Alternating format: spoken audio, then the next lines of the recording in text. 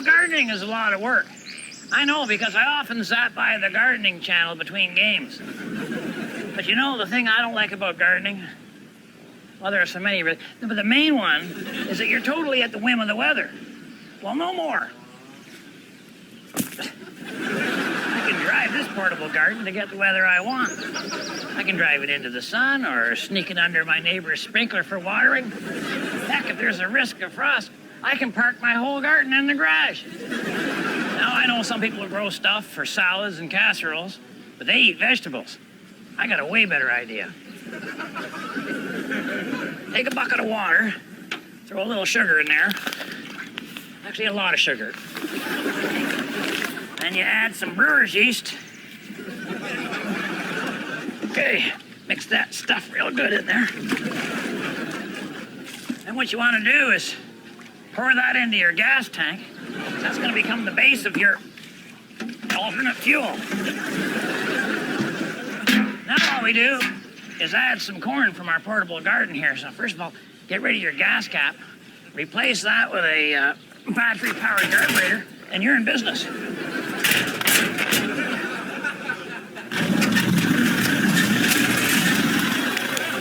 Okay, just let that ferment in there for a while, as you do with all the truly good things in life. And then you're good to go. I'll tell you, that's the cheapest fuel you'll ever find. So remember, if the women don't find you handsome, they should at least find you handy.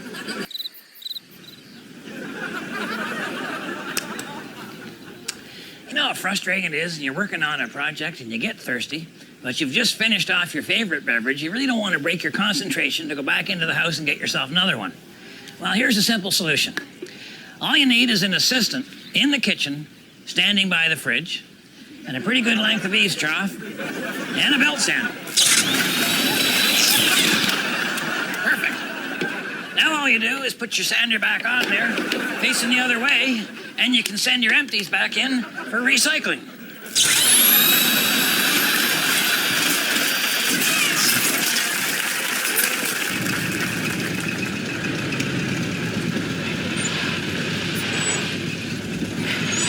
You know, a lot of young people ask me about the entrepreneurial spirit. They want to know what it is. Well, it's not the kind of spirit you find in a bottle. Although, believe me, many of us have looked. Now, the entrepreneurial spirit is about taking a problem and turning it into an opportunity.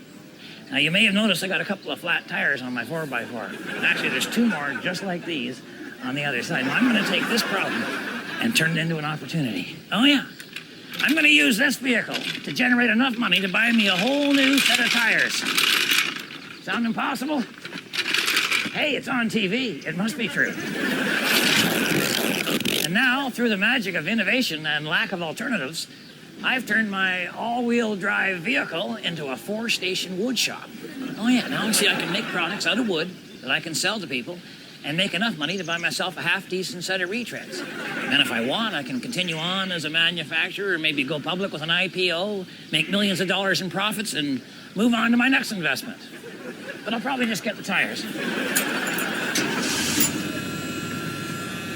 Now we come to the next most important step of the entrepreneurial process, deciding what to make. So I researched around, found out what local people wanted and what they could afford. I've decided to make duck calls, mainly because I know what a duck call looks like. Plus, I'd be selling mostly to men, which I think is easier. As long as something works, men will buy it. They don't care what it costs or what color it is. Heck, even if it doesn't work, men will buy it. Take a look in your driveway. Okay, first of all, I go to my cutting station. I'm going to cut this to roughly the length that I want. Yeah. All right, now what we do is we take her down to our lathe area there, where we're going to round off the corners a little bit. Now, I've already mounted a piece of wood on there to kind of speed up this demonstration.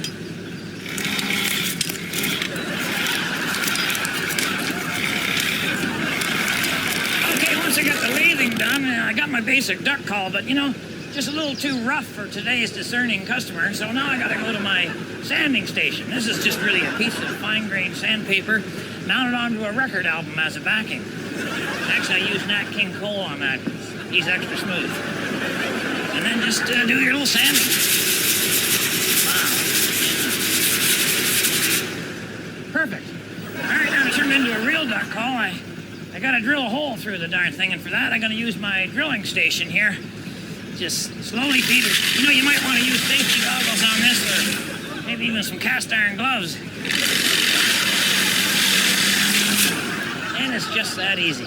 So you entrepreneurs, remember, if the women don't find you handsome, they should at least find you handy.